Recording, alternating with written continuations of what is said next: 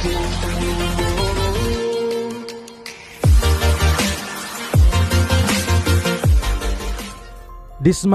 ang gobernadora ng Cebu na si Gwen Garcia kay Department of Health Secretary Francisco Duque dahil sa panggigipit umano nito sa mga OFWs at sa sambayanang Pilipino. Hindi ito nagpatinag sa kanyang panuntunan sa probinsya ng Cebu kahit na kasuhan ng dalawang kalihim dahil sa pagsuway umano nito sa IATF guidelines. Hindi kagaya ng Maynila, paglapag pa lang ng OFW sa Mactan International Airport sa Cebu ay isa-ilalim agad ito sa PCR test at 3 araw lamang ang quarantine sa mga pasilidad kagaya ng hotel para makauwi agad ito sa kanilang pamilya. Nagmatigas dito ang kalihim ng Department of Health na si Duque dahil hindi umano ito epektibo. Dismayado ang karamihan sa mga netizens at buwaya ang tawag kay Duque sa dagdag pahirap sa mga OFW at sa mga sambayanang Pilipino. Balak lamang umanong gatasan ang mga OFW ni Duque at ng iba pang nakapaligid kay Pangulong Duterte. Said Mr. President, these OFWs do not come home to have a good time, actually. Sometimes they do not even have enough cash to pay for the ticket. They borrow money or do a cash advance. And then they come home because there is a reason. It's in times of emergency. It's either that there's a member of the family who is very sick or someone has died and they're just trying to come home to pay their last respects and say their last goodbyes. We have to look at the humanitarian aspect here because I know how much you love the OFWs, who we all agree are our unsung heroes. They work abroad. They go through so much hardship in order that they may make the lives of their family a little better. And in fact, they are the pre-COVID, they were the single biggest dollar earner for the country. Now, while this new policy would put further strain on the OWA, because instead of paying for 2 days, this policy of IATF requires a 10-day stay in the hotel, which means that would multiply by 5 the cost. Worst is the strain on returning Filipinos where there is no OWA. And they would have to pay, and they will not be paying the discounted rates of OWA. In Cebu, it's 1/4. But they would have to pay the standard hotel rates of 3,000 to 5,000. So 30,000 to 50,000, you know, that amount of cash can do so much to help their family, and yet they spend it in the hotel.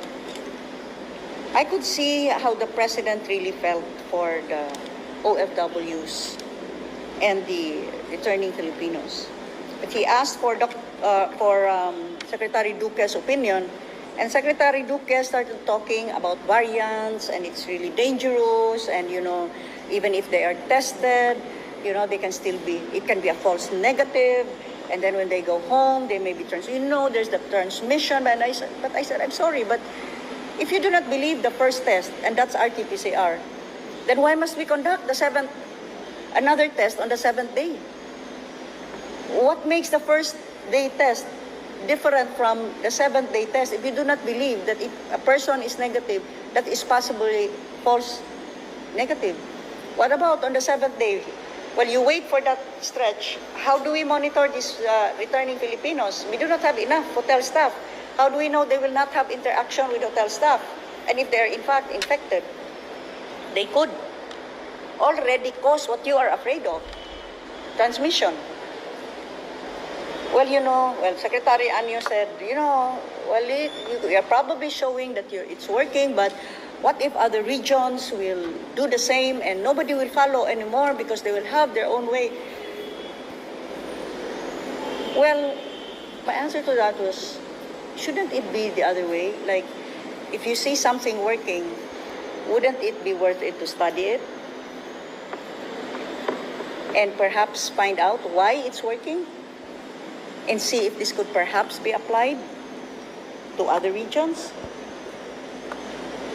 If you were to be very, very strict about it, we are only arguing about the hotel stay, which is a heavy financial burden and a heavy emotional burden on our both OFWs and ROFs, away from their families, especially in times of emergency, the very reason why they came home.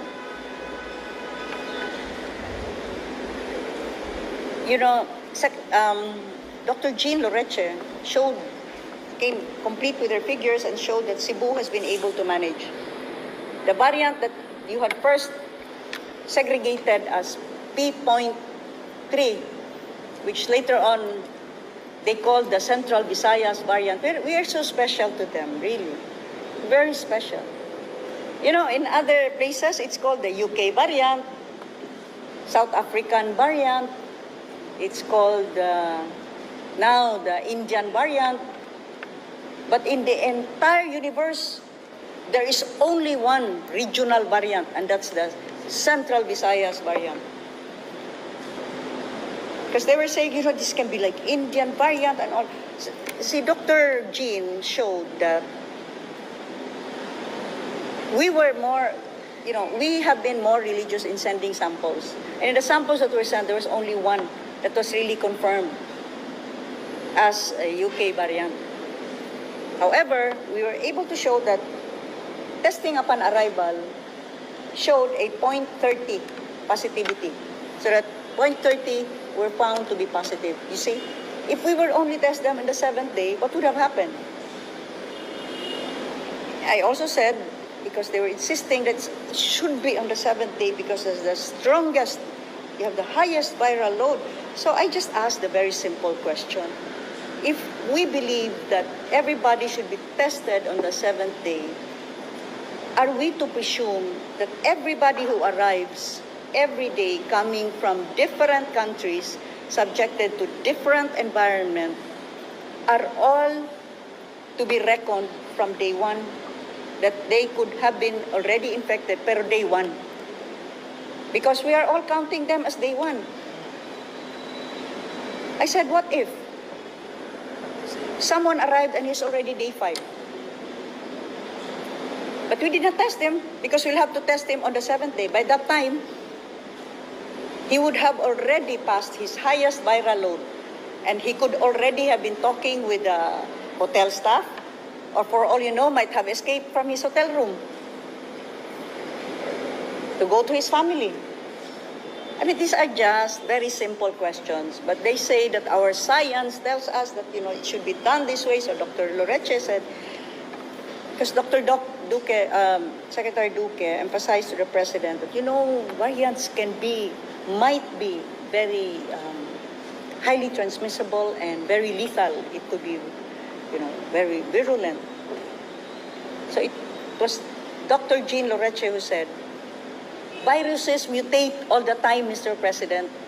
That's the nature of the virus. And that is why there will always be several variants. Variants. And that it is all about being able to contain and being able to manage. In the end, the President advised Secretary Duque to study our procedure here and see if this could possibly be a good way or innovation that could be adapted. Secretary Duque at first said that, yes, we will discuss this, but or words to that effect, that our minds are made up. So the President had to repeat to study. So they were given until Thursday. At least we did all that we could. Secretary Michael Dino, in fact, because Secretary Anyo said, okay, your cases may be low in Cebu, but we have data to show that the cases in other provinces are rising because they came from Cebu. So Secretary Michael Dino had to speak up for Cebu, being a Cebuano himself. And he said, I'm sorry, I find that statement very unfair. How can you prove that? I found it illogical. Because if they came from Cebu, how come our cases are dropping? Wouldn't the more logical thing have been, our cases are rising, and so we are infecting the others?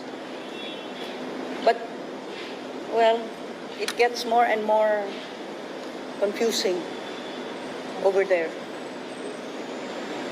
I think si Senator Bongo, and I have to say this, he really spoke up for the Cebuanos and the ROFs and OFWs. So we have to thank Senator Bongo. He said that, I've been to Cebu, Mr. Mayor, he calls the President Mayor. I've been to Cebu together with E.S. Medialdia. Cebu is doing good, doing fine. We can see that how they are facing this crisis is in a way that they are able to manage and able to, in fact, open the economy now and tourism. So, and I also know what a heavy burden this is for our OFWs and ROFs, because I get all of these calls asking for help. See, Senator Bongo. So he spoke up for this, and he said it's really worth studying how Cebu is doing it.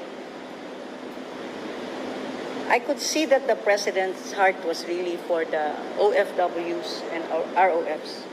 I mean, he's a very sincere person, so I could see that.